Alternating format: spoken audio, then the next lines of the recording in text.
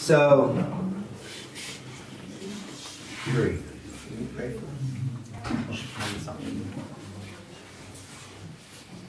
Господь Бог наш, благодарим Тебя за то, что Ты благословил нас все это время. И просим также благословения Твоего на эту последнюю сессию, лекцию, Господь, чтобы Ты благословил спикера и нас, слушающих, чтобы все, что здесь говорится, в конечном итоге приносило Тебе славу.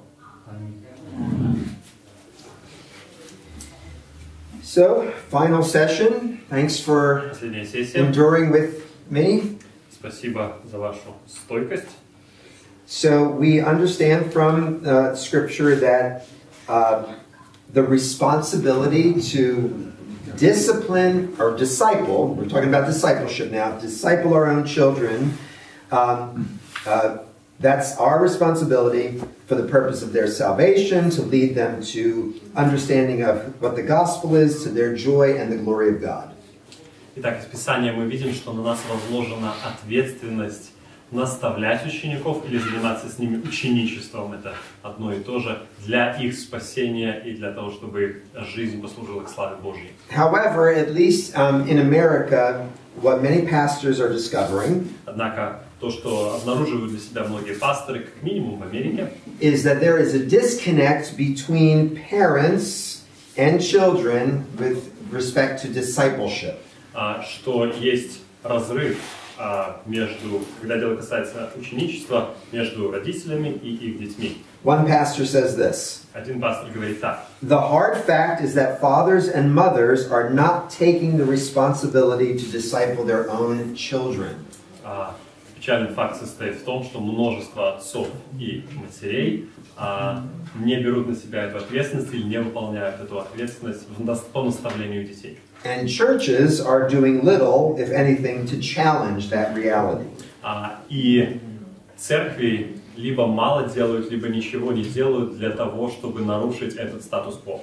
I think I mentioned earlier yesterday that when we did a survey of our church, я упоминал, наверное, вчера, что когда мы проводили опрос в нашей церкви, virtually every parent checked that yes, they understand that they are to be the primary discipler.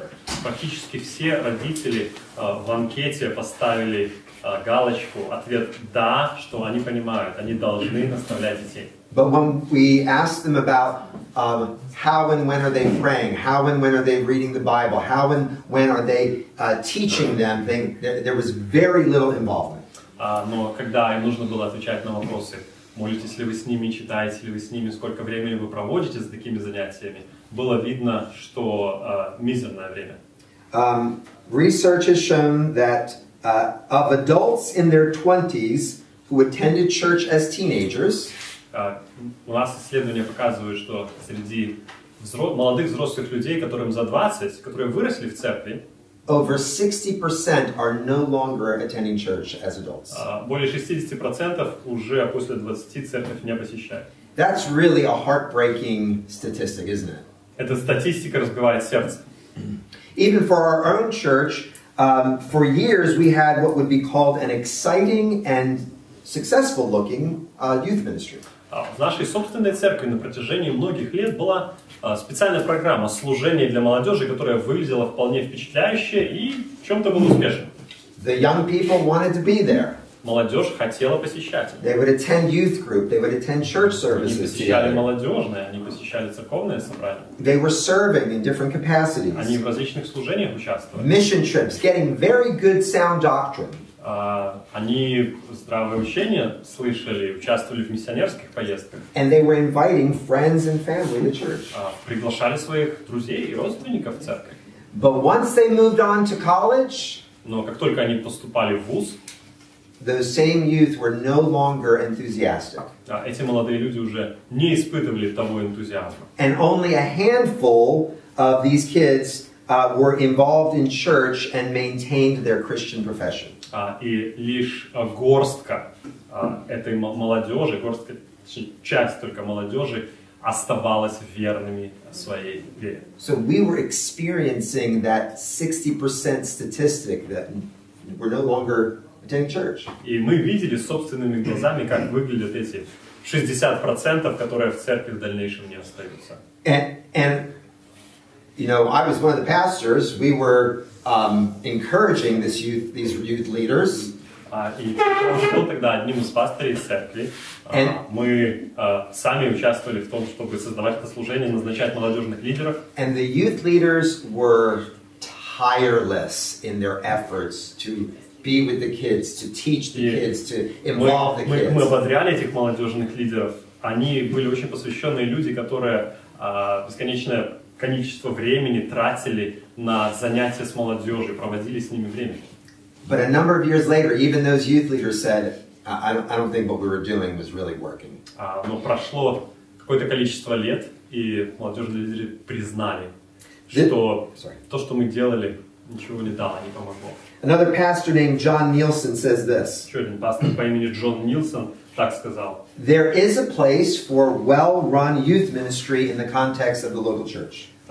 Может быть место для хорошей молодежной программы в контексте поместной церкви. But there is a primary sphere of evangelism and discipleship of young people that must occur. Но есть область более важная, где должно происходить благовестие и наставление молодежи. And that is in the context of the family, in the home. И это семья, это дом. He says Christian parents, not youth pastors, Он говорит, христианские родители, а не молодежные лидеры или молодежные пасторы, have the primary role and responsibility to evangelize and disciple their children. Именно они несут на себе, именно их ответственность главная в том, чтобы благовествовать детям и наставлять. A number of years ago, I was discipling a young man just into his college years, early college. Несколько лет назад я занимался с молодым человеком, который был студентом первых курсов. And it was challenging. And sometimes he wasn't very engaged. He didn't seem like he really wanted to be there. Не просто было. Он не всегда хотел приходить, не был заинтересован. So I think at one point I decided to take a break, or I decided to end the mentoring. I don't know. Something happened, and it was going to end for a while. И я помню, в какой-то момент я решил, что я сделаю перерыв, мы прекратим на какое-то время по тем или иным причинам. And his father took me aside and reprimanded me for it. И его отец отвел меня в сторонку и обличил меня в этом. He thought I was shirking my responsibilities, slacking in my role as a pastor. Он считал, что я, как пастор, снимаю с себя ответственность. And of course, that didn't feel good to hear that. И не особо приятно было слышать такое в свой адрес. But the more I started thinking about it, I thought, you know what? This is not my primary responsibility. It's his. И чем больше я думал об этом, тем больше приходил к выводу: извините, но это же не моя ответственность прежде всего. Это его ответственность. At one point, when I was mentoring this young man, I said to him, "Who do you love and respect the most?" На одном из наших занятий с этим молодым человеком я его спросил: кого ты любишь и уважаешь больше всего? And he didn't hesitate. He said, "My dad." И он, не сомневаясь, сказал отца. So then I met with the father to tell him what I had been thinking and even what his son said. Я встретился с отцом, чтобы поделиться с ним своими мыслями и тем, что его сын сказал. I told him, I said, no one has more influence in his life than you do. И я ему говорю: никто так сильно не влияет на твоего сына, как ты сам. No one can speak more regularly into his life than you can. Ни у кого нету возможности более часто с ним общаться по важным житейским вопросам, чем у тебя. And no one can model faith more consistently to this young man than you can, Dad. И никто не может так последовательно показывать пример христианской жизни для этого молодого человека, как ты. But he felt very inadequate to do that. He said, but you know what? I'm not a teacher. Но он чувствовал, что он не потянет таким заниматься, что у него не хватает качеств, и он сказал: я не учитель. So how do we encourage our families, fathers, mothers, to not only understand this responsibility, Поэтому как помочь отцам и матерям в наших церквях не только осознать свою ответственность, but then to actively engage and to be doing the regular work of discipleship in the home with their kids? но и начать регулярно исполнять свою ответственность наставника в семье. So we have to begin somewhere, right? Где-то нужно начинать, верно? But just thinking about this can make parents fearful or overwhelmed. Но когда родители начинают об этом задумываться, у них пробуждаются разные страхи, или они испытывают ошеломление. So the first thing that I would propose is talking. Start by talking. Первое, что я предлагаю делать, это начать разговаривать. And the first person you have to talk to is to God in prayer. И первый, с кем нужно начать разговаривать, это с Богом. Нужно начать ему молиться об этом. You may feel inadequate. People in your church may feel inadequate. Может быть, вам кажется, у меня не получается это делать, я не знаю как. Люди в ваших церквях могут чувствовать то же самое. But if you know that this is your responsibility, then go to God in prayer with it. Even if you feel inadequate, say, Father, I don't feel like I'm up to this. Но если вы чувствуете свою неспособность, обращайтесь к Богу и говорите: Отец, я чувствую, что я не умею это делать, я не знаю как. You know, in the Psalms, the psalmists will often just pour out their hearts to God. They tell God what they're really feeling. В псалмах мы видим, как псалмопевцы часто просто изливают перед Богом, что они чувствуют. I think we can say, Father, I know this is what you're saying, but I'm really struggling to know what to do. Поэтому мы можем начать с того, чтобы говорить Богу: Отец, я знаю, что так правильно, я должен это, но я не представляю, как это делать. But I believe what you say, and I want to believe what you say. I want to act on it. Я верю в то, что ты говоришь, я хочу действовать по твоему слову. I'm not exactly sure what to do, but Father, would you help me to know how to take a step? Я точно не знаю, как действовать, но, пожалуйста, помоги мне сделать первый шаг. I want to entrust the souls of my children to you, and I want you to work through me, who you call to be their disciplers. Я хочу, чтобы ты действовал через меня, через человека, которого ты поставил быть наставником моим детям. So talk to God. Поэтому говорите Богу об этом. And then talk to yourself. И разговаривайте с собой. We need to remind ourselves that this work of discipling our kids is central to who we are as families. Нам нужно напоминать себе, что дело наставления детей – это одно из главных предназначений наших семей. For the welfare of your family and even for the advance of the gospel, really. Во-первых, для блага наших семей, и, во-вторых, для распространения Евангелия в целом. So remind yourself day by day, if you have to, I am my kid's primary evangelist, I am my kid's primary discipler. Поэтому напоминайте себе регулярно: я главный наставник для своих детей, я главный благовестник для своих детей. Martin Lloyd-Jones has this famous quote. Мартин Ллойд-Джонс, он сказал такие знаменитые слова. Most of our unhappiness comes from the fact that we listen to ourselves instead of talk to ourselves. Чаще всего наше несчастье приходит от того, что вместо того, чтобы говорить или обращаться к себе, мы слушаем себя. We're always listening to what comes into our mind. Or at least we're always hearing what comes into our mind. Мы всегда слушаем то, что приходит к нам в голову, или слышим то, что приходит к нам в голову. And Satan would be very glad to feed more lies into your mind. И сатана очень рад всегда подкинуть еще дровишек, еще дальше нас обманывать и посылать эти лживые мысли в наш разум. And we need to replace those wrong thoughts with the thoughts of God. И нам нужно заменить эти неверные мысли мыслями Божьими. So remind yourselves, this is what God has called me to. This is my responsibility, and God, I just need your help to know what to do. Поэтому напоминайте себе о том, что это моя ответственность, и что мне нужна Божья помощь в этом. Thirdly, I would say talk to your spouse. В-третьих, я бы сказал, разговаривайте со своим супругом и супругой. If you haven't done this, if you know people that haven't done, encourage, talk to the spouse. Если до этого вы этого не делали, то начните разговаривать друг с другом. And then pray together and discuss a plan to begin family worship, reading the Bible, praying together, even singing together. Но молитесь вместе и планируйте то, как вы с семьей будете этим заниматься. Песни петь, читать Писание вместе и так далее. And of course, if your spouse is not a Christian, then it's on you. You have to make it Конечно, happen. если у вас неверующий муж или неверующая жена, то тогда все остается за вами. Talk to your pastor or another mature leader in the church. Поговорите с пастором или кем-то из зрелых членов церкви. And please, I want to reiterate, this doesn't need to happen completely independently from the local church. Not at all. It should be happening within even the context of the local church. Because that's where you want them to end up one day. И я хочу подчеркнуть, что это не должно происходить изолированно от поместной церкви. Это должно происходить в контексте поместной церкви, потому что вы хотите, чтобы ваши дети оказались именно там, в церкви. So go to your pastor that they might recommend ideas, resources to get you started. Поэтому, может, нужно пообщаться с пастором, чтобы они порекомендовали какие-то книги, пособия и так далее. Books. Книги. Good books. Хорошие книги. We got some good books right here.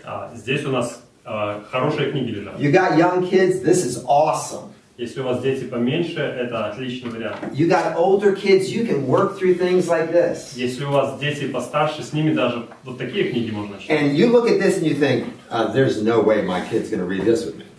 Вы можете думать, нет, ну такое мои дети читать точно не будут. You know what? Знаете что? You don't have to read it, even a chapter at a time. Не обязательно даже читать главу за раз. Sometimes you just have to read a page or two, a section. Иногда нужно прочитать страничку. That's what I did with my kids for years.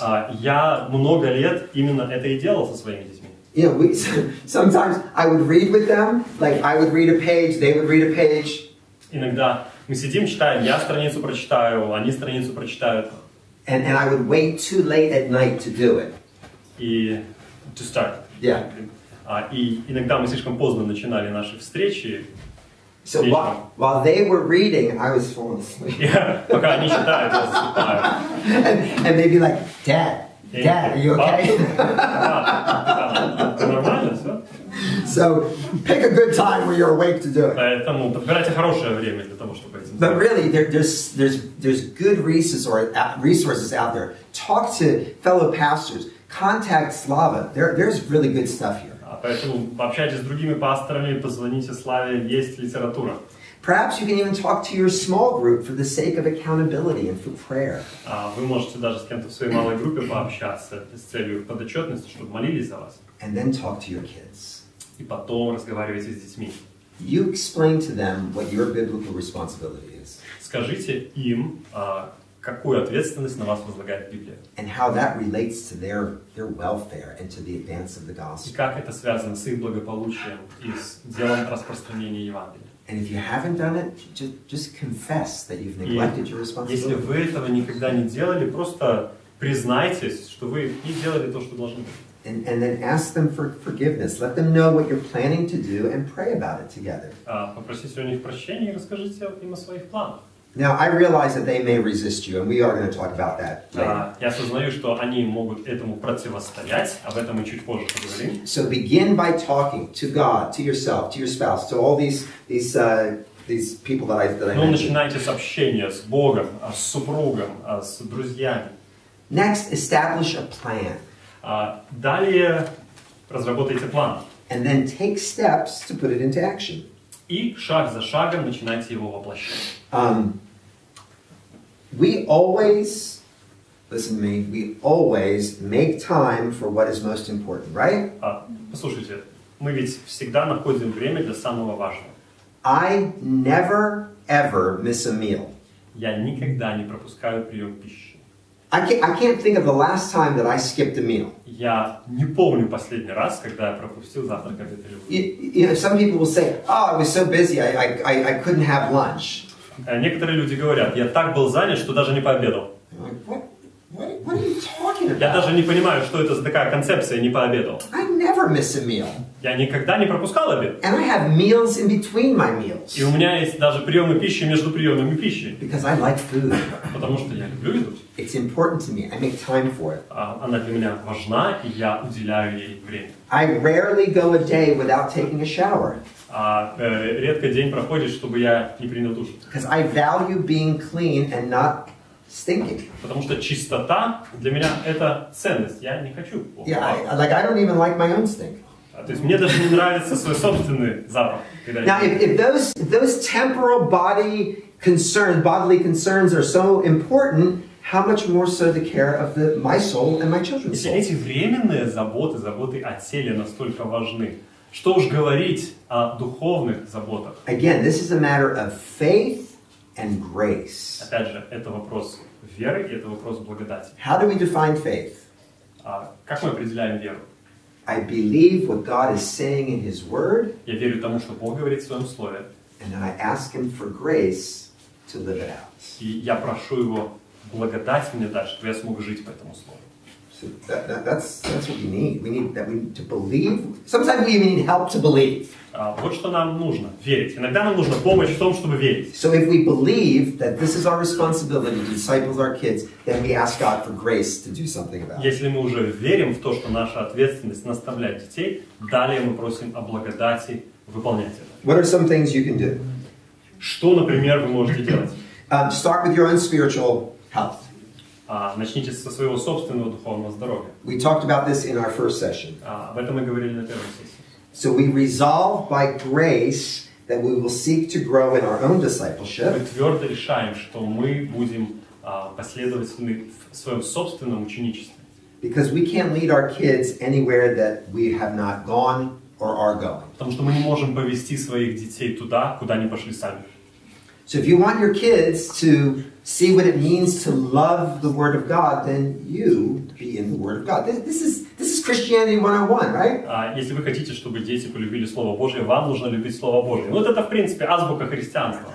But I can't tell you how many men, especially in our church, are simply not reading God's Word. Я даже не могу вам сказать, насколько много мужчин в нашей церкви просто не читают Божье Слово. I have one dear friend in the church, and he's experiencing all kinds of difficulties in his family, spiritual У difficulties. меня есть дорогой друг в церкви, который имеет массу проблем, духовных проблем в своей семье. And I say to him, well, how's your soul doing?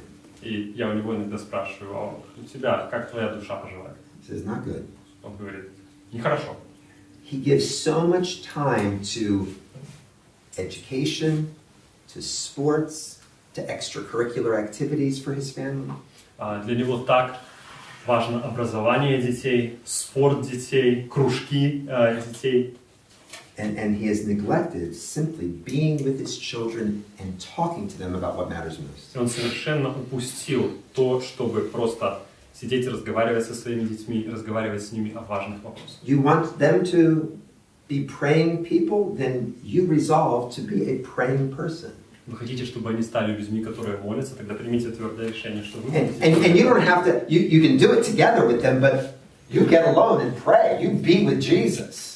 И вы, конечно же, с ними можете молиться, но вы должны быть человеком, который сам молится, проводит время в общении с Иисусом. You want them to love the church? You be involved in the life of the church. Вы хотите, чтобы они полюбили церковь? Будьте человеком, который активно участвует в церковной жизни. And if you want them to grow in the knowledge of Jesus, then you need to be growing in the knowledge of Jesus. Если вы хотите, чтобы они росли в познании Иисуса, вам нужно расти в познании Иисуса. Ed Welch says this: if you want to be a successful parent, Эд Уэлч говорит следующее, чтобы быть успешным родителем. he says successful parents are always learning about Jesus. Успешные родители всегда узнают больше о Иисусе. And then successful parents are always talking to their kids about Jesus. И успешные родители всегда разговаривают со своими детьми об Иисусе. Again, not just on Sunday mornings, not just during small group, but Не только в воскресное утро, не только во время церковного мероприятия, но постоянно. My old pastor Ken Hughes says this. Мой пастор церкви, в которую я когда-то ходил, Кен Хьюз, вот что сказал. He says, we will never grow in spiritual depth and maturity if we do not read. Никогда не будет в нашей духовности глубины и зрелости, если мы не будем читать. Read solid, faithful, Christ-centered books. Читайте хорошие, здравые книги. And we don't want to just learn information, right? We want God to move our souls. Не с той только целью, чтобы получить новую информацию, а для того, чтобы это затронуло нашу душу. Because as we are informing our mind, it will then move our hearts so that we are growing in the grace and knowledge of Потому что Jesus. чем больше будет затрагиваться наш разум, тем больше будет преображаться и наше сердце, и мы будем возрастать в любви к Христу. I remember hearing a quote that said, if we want to feel deeply, if we want to experience God deeply, Кто-то однажды сказал, что если мы хотим иметь глубокие переживания, глубокие чувства о Боге, we need to think deeply. We need надо to be reading good, думать solid books. глубоко, надо читать серьезную глубокую литературу. So start with your own spiritual health. Итак, Начните со своего собственного духовного здоровья. And then with your kids, start with the Bible.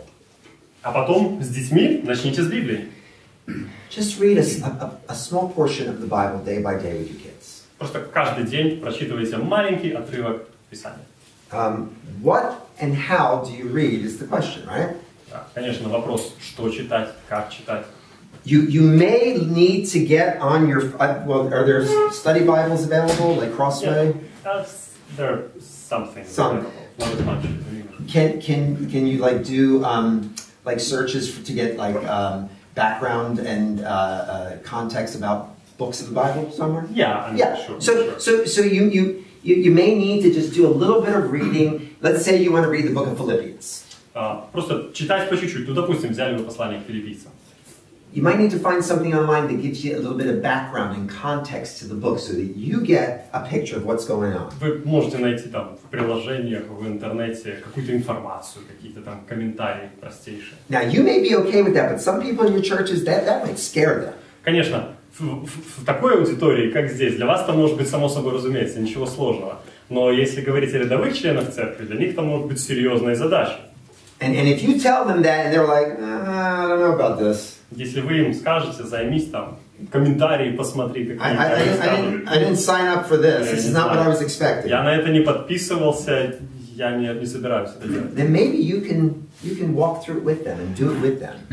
With members. Yeah. То есть тогда, может быть, вы helping them to grow in this. Вы сами можете со взрослыми членами церкви какое-то время позаниматься, чтобы смоделировать, показать. There was a guy in one of my small groups. It was a theological reading group.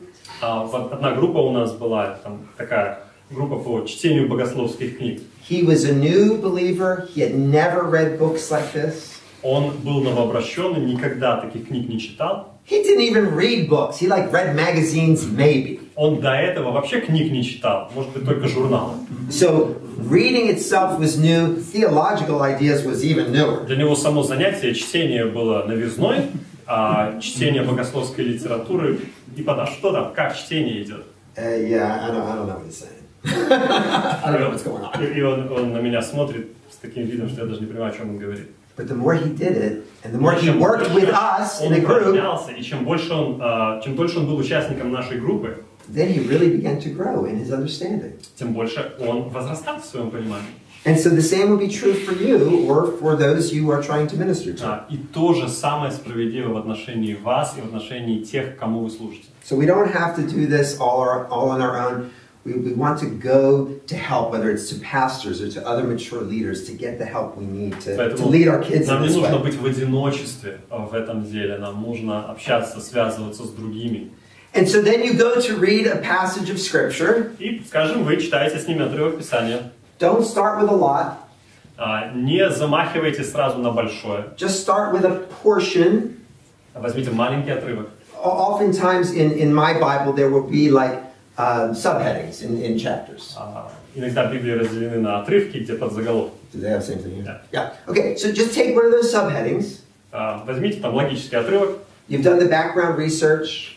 Почитайте какой-то минимальный комментарий. You go to read that one little portion. Прочитайте текст, маленький отрывок. And then you can ask 3 questions. И задайте 3 вопроса. What? Что? So what? И что с этого? Now what? И что дальше? 3 questions. 3 вопроса. Потому что церковь – это тело Христа. There's really a reason we are not to forsake the gathering of believers.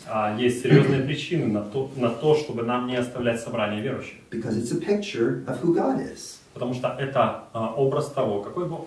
If you look at John 13 and John 17, если вы почитаете Иоанна 13 главу, Иоанна 17 главу, Jesus is saying, look, when you get together and you love each other, the way I've loved you, когда вы вместе в общении, когда вы любите друг друга, как я возлюбил вас, people will know that you're my disciples because the love you have for one another. Поэтому люди увидят, что вы мои ученики. And because you have authority over your kids, bringing them to church helps them to see that lived out. И поскольку у вас есть власть над своими детьми, когда вы приводите их в церковь, там они могут видеть, как это выглядит в жизни. When we are living our lives together in the local church, we are demonstrating the unity of God, of the Father and the Son. We're demonstrating that in our fellowship. Мы в церкви живем в единстве, мы тем самым показываем единство Божественной Троицы между Отцом, Сыном и Духом. So we want to make God, His Word, the church, the gospel central to all that we do as a family. Поэтому мы хотим, чтобы Бог, Церковь, Евангелие, все это стояло в центре нашей семейной жизни. So, brothers and sisters, if you did not do that, or you are not doing that now, братья и сестры, если до этого вы это не делали, не делаете это сейчас, I would urge you to take a step. то я призываю вас, умоляю вас к тому, чтобы вы предприняли этот шаг. If there's people in your churches that are struggling with that, encourage them, help them, come alongside them. Если в ваших церквях есть люди, которые не практикуют это, помогите. Now sometimes people will hear this, but they won't necessarily always act on it. Люди часто могут услышать это, но не обязательно будут поступать в соответствии с этим. Again, that's what was happening in our church. So I'm just going to tell you a little bit about our situation. В нашей церкви такое происходит, я немножко расскажу о том, как у нас обстоят дела. Again, parents knew it was their responsibility, but they really weren't doing it. Опять же, родители знали, что на них есть такая ответственность, но ничего не делали. So we had series like this one. Поэтому мы проводили серии занятий наподобие этой конференции. We had special parenting classes. Мы специальные группы для родителей устраивали. But you know what happens when you have a parenting class? Вы знаете, что происходит, когда собираются родители на группу? You get parents who are interested in parenting coming to the parenting class. In other words, people who are already enthusiastic about it. Окей. То есть приходят родители, которым хочется стать лучшими родителями, и только такие приходят. Другие не приходят. Those who need the most help don't come.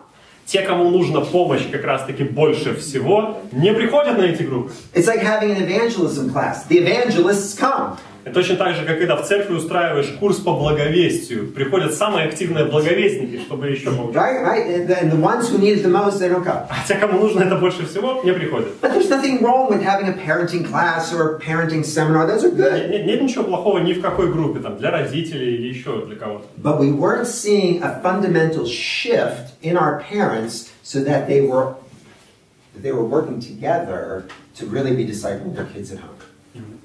They were not. It wasn't happening. Но мы не увидели, что произошел существенный сдвиг в поведении в жизни родителей. Они не помогли друг другу стать наставниками. So we began interacting with other churches in our denominations who had experienced the same struggles. Мы начали общаться с другими церквями из нашей деноминации, которые замечали ту же самую проблему в своей среде. And they began to reorient how they approached youth ministry altogether. И они полностью начали перестраивать свое понимание молодежного служения. Instead of just focusing on encouraging parents and then having leaders engaging with the youth, they did something totally different. Вместо того, чтобы служить родителям и ставить специальных лидеров, которые будут заниматься молодежью, they decided that they would move to what they called family equipping ministries, or family equipping ministry. Они стали заниматься служением, которое так условно можно назвать служение наставления семей. So I'm just going to tell you what we did. И я просто вам расскажу, что мы делали. Maybe you can take some ideas for your own church. Может быть, что-то полезное и для вас, и для вашей церкви здесь будет. But whatever you do, don't go back and tell the pastor, we're doing it all wrong, we have to change everything. Но в любом случае не надо, возвращаясь домой, you're talking to pastors. I'm talking to pastors. I'm talking to church members or pastors. Я ему говорю, здесь пастора сидят, они как бы не пойдут говорить что-то пастору. Не говорите своему пастору, надо все переделывать, все было неправильно. So this is what these other churches did. Вот что делали те церкви. They would have a monthly meeting. Они проводили собрания раз в месяц. Where parents and their teens would come together to the church. И на эти собрания приходили родители со своими подростками. So they would have a meal together. Там ужин. Kids could play games. They had games and things set up, so they were having some social interaction. Дети помоложе какое-то время могли поиграть. Then they would have worship singing together. Потом они вместе уже с семьями пели. And then there would be a teaching. И потом было учение. And it doesn't necessarily always have to be something relevant only to teens, just expository preaching. We're just doing И там some не teaching. обязательно что-то там интересное или доступное для подростков, а просто толкование Писания. And then, after the teaching, we would hand out discussion questions to the parents. И потом, после того, как прошла проповедь, мы раздаем родителям вопросы для обсуждения. And the parents and the kids would get into their own little small group. И дети с родителями собираются в маленькие группы. And the parents were then to lead the kids in discussion with those discussion questions about the teaching. И задача родителей провести небольшое обсуждение в малой группе со своими детьми. Why would we do that? Why would they do Почему that? мы так делали? What do you think? Как вы думаете, почему мы так решили делать? Чтобы побудить родителей начать обсуждать. Yeah, to encourage them to begin discussing. Как Exactly это right. выглядит? Как это выглядит обсуждение Yeah, дома, so- выглядит дома? So just to model something what can take place at home. That's exactly right. So we're just Absolutely, yeah. we're just doing one simple thing to show parents, look, this is something that you can do. Мы просто предпринимаем такой маленький простой шаг, чтобы показать родителям, вот оно как. It's not something that's completely impossible, and it's not something that would be so unusual for kids. This is something you can do. Это не что-то сложное, это не что-то необычное для детей. Вы реально можете это делать. And then, after that, the kids would go and play some games together. They would take the next half hour, just hang out. И потом по завершении обсуждения дети снова идут, играют, развлекаются. And then the parents would stay together, and we would have an extra little teaching for the parents about a particular issue dealing with their kids.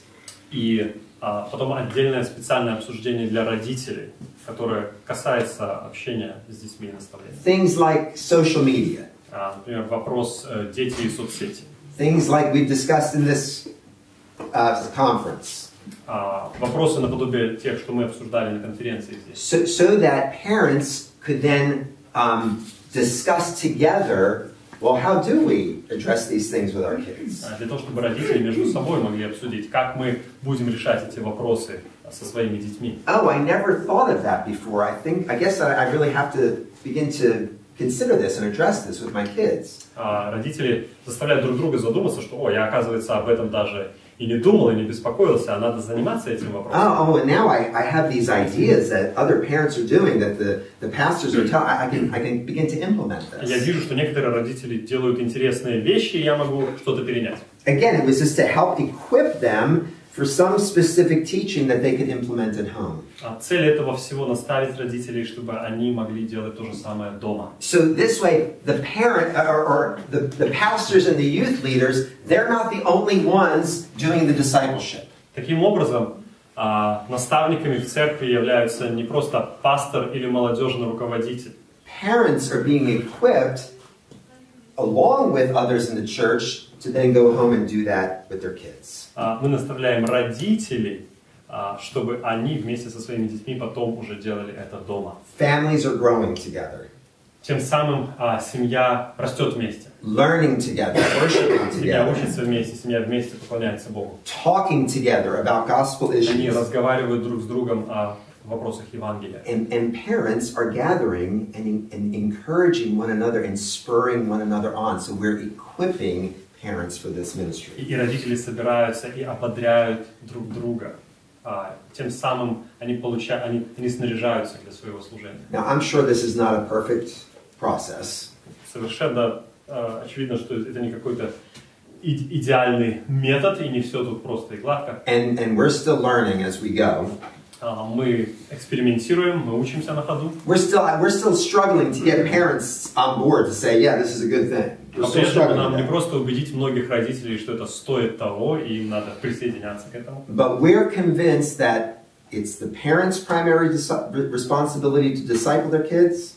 Но мы уверены вот в чем, что именно родителям принадлежит главная ответственность, перед ними стоит задача наставить своих детей. And that it's the church's responsibility, the pastors, the leaders, to equip parents to know how to do that, right? That's Ephesians Задача 4. церкви, задача служителей, пастора наставить родителей делать это. The whole thing that I want to encourage you in, I will get to you, brother, is to believe what God is saying. Цель всего, что я говорю, это поверить тому, что говорит Бог. Trust that His way is good. Поверить в то, что Его путь благой. And that it's the primary means He has ordained to see our kids come to faith. It's through you. И что то, о чем мы говорили, наше с вами служение им, это главное средство, которое Он хочет использовать для их спасения. Not that it's dependent on you, that you have to make it happen. Не в том смысле, что от вас зависит их спасение, или вы можете спасти их сами. But that you trust God's way in making it happen. Но в том смысле, что вы делаете это с доверием Богу, что Он совершит свою работу. And then just you pray and you wait and you see what God will do in those children's lives. И вы молитесь за это, вы ждете и смотрите, что Господь будет совершать в жизни детей. Okay, we're done now, but do we have time for questions or? Yeah. Okay. So do we need a break first or question answer? Yeah. Did you want to do John Patton thing? I do. Can we end with that last thing? Yeah, let's just end. Yeah. Or maybe, Sasha, у тебя большой вопрос или не очень? Очень короткий. It's a very brief question from Sasha, and then we can get to John Patton. Может, не очень хороший, но очень короткий. It may not be a very good question, but it's a brief one for sure. Well, you know what they say. There is no bad question. Ну, знаешь, как говорят всегда, нету плохих вопросов. Да. But I'll let you know if it's stupid or not. Но если у тебя глупый вопрос, пусть он прозвучит, ничего страшного.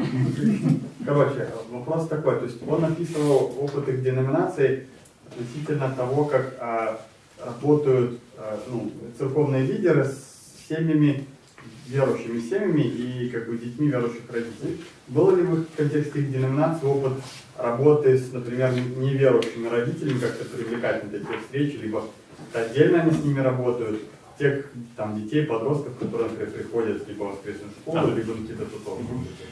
You have it's slightly different topic, but since you worked with families, church families, did you have any experience of trying to reach out to unbelieving parents of Sunday school children or youth group children, and what was the outcome of that? So yes and no. И да, и нет. So we're not necessarily inviting or targeting them. No, that's not true. If there's any kid from age 12 to 18 that's attending Sunday school, если есть дети в возрасте от 12 до 18 лет, которые посещают воскресную школу, and if their parents don't come, и если у этих детей родители не ходят, we would encourage them to come with them. Yes. То мы, конечно, you speak about unbelieving parents. Yes. То есть, говоря о неверующих родителях, мы приглашаем их, призываем посещать тоже. More likely, it's going to be at least one believing parent that's bringing their kids to Sunday school. Как правило, ситуация такая, что просто один из родителей верующий, и он приводит своего ребенка в воскресную. So for example, there's this woman. She started bringing her kids. I think she's a true believer. She is now beginning to bring her husband, unbelieving husband. Например, женщина приводит своих детей, она верующая, муж неверующий, она в какой-то момент начинает своего мужа приглашать. So of course, then the parents are getting to meet this guy, and they're just interacting with him and hopefully having opportunities to love him and share the gospel with him. И, конечно, тогда уже наши церковные родители подтягиваются и ищут возможности познакомиться с ним и благовествовать ему. But there are some kids who come and they just don't have parents coming with them. Ну, есть многие дети, которые приходят и без родителей. So then when we have that parent-kid talk time, there's a kid that doesn't have a parent with him. Поэтому вот даже на этом нашем служении бывают дети, которые сидят сами, без своих родителей, хотя у нас как бы это для семьи предназначено. So the other parents are aware and they say, hey, come with us. И другие родители это видят, знают, и они говорят, иди к нам. Their parents might not be with them, but we're going to parent them in the church. Хотя твои родители не здесь, но в церкви мы можем быть для тебя родителями. Yeah, that's a good question. Хорошо. У меня вопрос, он 2 дня меня мучает. Вопрос.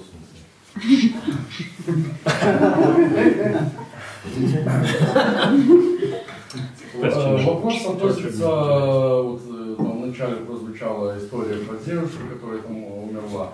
То есть заповедь почитать своих родителей почитай отца и мать, и будешь долголетен на земле. То есть я так понял, пастор понимает, как вот это обетование относится к будущей жизни в Царстве Божьем. So the commandment quoted in Ephesians that if you honor your parents and it will be good for you and you will live long on the earth, is your understanding that it refers to the future life in the kingdom? I think that my understanding. My understanding. It's just a simple yes/no question. Just what exactly is the meaning of this text in Ephesians for you? Yeah. So, but I have to go back to, well, at least I think I have to go back to Deuteronomy when it speaks of that. То есть здесь я возвращаюсь сначала во Второзаконие. I think that Israel was likely a picture of the future kingdom. С моей точки зрения, Израиль был образом будущего царства. So, in Israel's time, if they had loved the Lord with all their heart, listened to Him, and obeyed Him, they would have long and prosper. They would live long and prosper in the land. Во времена Израиля для них это значило, что на своей израильской земле они будут жить долго и благословленно. And then that would become a picture of what would be the kingdom. И это становится образом того, что будет царством, that Christ brought in, которое Христос принес, that would begin in our hearts now and then would extend into when He returns. Сегодня начинается внутри нас и однажды как бы расширится или займет всю землю. So I see it now as a spiritual reality. Поэтому на данный момент я это вижу как духовную реальность. That will culminate in a literal reality as well when there is a new heaven and a new Которая в earth. свое время трансформируется в физическую реальность, когда Бог сотворит новое небо и новую землю. But that's a good question. То есть вечная жизнь зависит от исполнения заповедей, почитаемых отца и мать. То есть исполняя заповедь, человек завоевывает вечную жизнь. So then, do we earn eternal life by honoring our parents? No.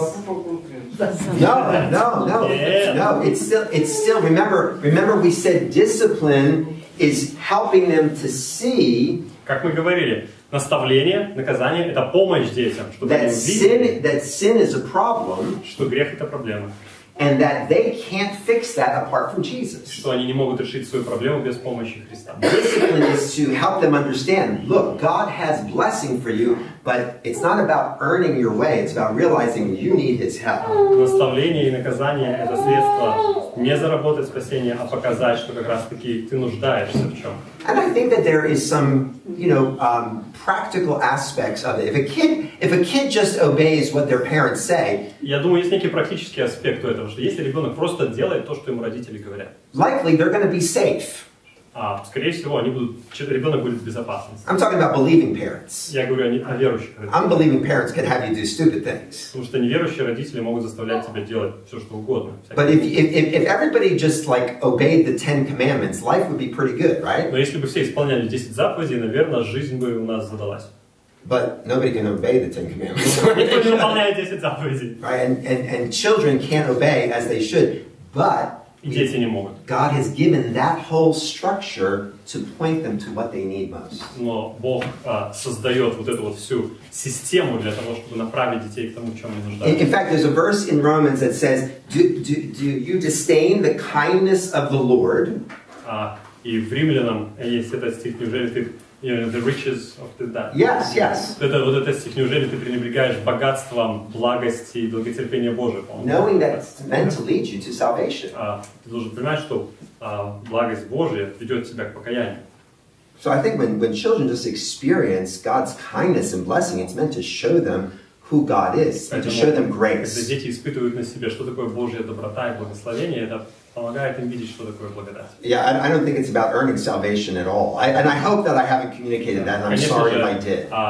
Я не верю в то, что это им помогает заработать спасение. Может быть, я каким-то образом казалось, что я это имею в виду, но я это не имел в виду. Yeah, but I don't know if that satisfies your question or not, but не знаю, we can talk about it more. Вопрос, но мы еще потом можем поговорить, если что. Any other questions? All right. Есть ли еще вопросы? Then we can just get down to the quote. Yeah, you're just going to read the whole Yeah, so thing. you can announce Okay. the closing quote. So have any of you ever heard of the missionary John Patton? А может быть, кто-то слышал когда-то о миссионере по имени Джон Паттон? Паттон. You've heard of him? На гибридах. He was a Scottish man Он был шотландцем, who went as a missionary to these islands in the South Pacific. он поехал, точнее не гибриды, а новые гибриды. Острова, это были на юге Тихого океана. And he would attribute the course of his life to the influence of his father's godly character and his father leading his family in discipleship. И он говорит, что на его жизнь кардинальным образом повлияло благочестие его отца. His autobiography is kind of long. Его автобиография — это довольно длинная книжка. And John Piper says that it's worth getting the whole book if you just read this one story about his father's impact. Джон Пайпер так сказал, что эту книгу стоит купить хотя бы ради того отрывка, который в ней содержится. So Anatoly's going to read it for you, and we'll wrap up with this. И вот Анатолий сейчас этот отрывок прочитает, и мы тогда закончим, помолимся. Джон Гибсон Паттон был миссионером на новых гибридах, сейчас называется Вануату, в Южных морях. Он родился в Шотландии в 1824 году. Я проповедовал на нем на пасторской конференции из-за его твердости в вере на протяжении 82 лет жизни. Когда я искал информацию о нем, что помогало ему быть таким твердым в вере, одна из причин, которую я нашел, это его глубокая любовь к отцу. Дань памяти, которую Паттон воздает своему благочестивому отцу, сама по себе стоит его автобиографии, которая до сих пор находится в печати. Может быть, из-за того, что у меня 4 сыновей, и Талита, это дочь, я плакал, читая этот отрывок. Он наполнил меня очень сильным желанием быть таким отцом. У них была специальная комната, куда отец ходил на молитву, как правило, после каждого приема пищи. 11 детей знали об этом. Они благоговели перед этим местом и научились через это чему-то важному о Боге. Это очень сильно повлияло на Джона Паттона. Пусть все остальное касательно религии будет стерто из памяти немыслимой катастрофой, вычеркнуто из моего понимания, когда душа вернется к тем ранним эпизодам и снова закроется в той комнате храме, и, слыша эхо тех воззваний к Богу, отбросит все сомнения победоносным призывом. Он ходил с Богом. Почему я не могу? Я никогда не смогу объяснить, и ни один незнакомец не сможет понять, насколько молитвы моего отца в то время произвели на меня впечатление. Когда он, стоя на коленях, и все мы, преклонив колени, стояли вокруг него во время семейного богослужения, изливал свою душу в слезах за обращение язычников для служения Иисусу, и за каждую личную и домашнюю нужду, мы все чувствовали, как будто находились в присутствии живого Спасителя и учились познавать и любить Его как нашего божественного друга. Один эпизод наилучшим образом отражает глубину любви между Джоном и его отцом, а также силу влияния, бескомпромиссной, твердой веры и чистоты на жизнь Джона. Пришло время молодому Паттону уехать из дома и отправиться в Глазго, чтобы учиться в богословской школе и стать городским миссионером в свои 20 с лишним лет. От его родного города Тортвальда до железнодорожной станции в Килмарноке лежал путь в 40 миль пешком. 40 лет спустя Паттон писал: «Мой дорогой отец прошел со мной первые 6 миль. Его советы, слезы и глубокая значимая беседа на этом прощальном пути свежи в моем сердце, как будто это было только вчера. И слезы катятся по моим щекам так же, как и тогда. И всякий раз, когда возвращаюсь в воспоминаниях к тому месту. Последние полмили или около того мы шли вместе в почти непрерывной тишине. Мой отец, как часто бывало, нес шляпу в руках, в то время как его длинные струящиеся желтые волосы, тогда желтые, белые, но в более поздние годы белые, как снег, спадали вниз по плечам, как у девушки. Его губы продолжали двигаться в молчаливых молитвах за меня, и слезы его падали, когда наши глаза пересекались взглядом, при котором не нужно было слов. Мы остановились, дойдя до назначенного места расставания. Он молча крепко сжал мою руку на минуту и затем торжественно и ласково произнес: «Благослови тебя, Бог, сын мой, Бог твоего отца, пусть содействует тебе и хранит тебя от всякого зла». Он не мог больше говорить, и его губы продолжали двигаться в тихой молитве. В слезах мы обнялись и расстались. Я бежал так быстро, как только мог. И когда он собирался повернуть за угол на дороге, где потерял меня из виду, я оглянулся назад и увидел его все еще стоящим с непокрытой головой там, где я оставил его. Он смотрел мне вслед. Размахивая шляпой на прощание, я мгновенно повернул за угол и скрылся из виду. Но на сердце у меня было слишком тяжело и больно, чтобы идти дальше. Поэтому я свернул на обочину дороги и поплакал немного. Затем, осторожно поднявшись, я взобрался на дамбу, чтобы посмотреть, стоит ли он еще там, где я его оставил. И как раз в этот момент я увидел, как он поднимается на дамбу и ищет меня взглядом. Он не увидел меня, и после того, как какое-то время пытался всматриваться в мою сторону, он спустился, повернулся лицом в направлении дома и пошел обратно. Его голова все еще была не покрыта. В его сердце, я был уверен, он все еще возносил молитвы за меня. Я смотрел сквозь ослепляющие слезы, пока его силуэт не скрылся из виду, а затем спешно отправился в путь и поклялся глубоко и часто, с Божьей помощью, жить и действовать так, чтобы никогда не огорчать и не бесчестить такого отца и мать, каких он даровал мне. Влияние веры и молитвы отца Джона, а также любви и дисциплины было неизмеримо. О, отцы, читайте это и наполнитесь таким же желанием. So we could read that and think, wow, I'm not like that. Мы можем, слушая такое, подумать, я не такой отец.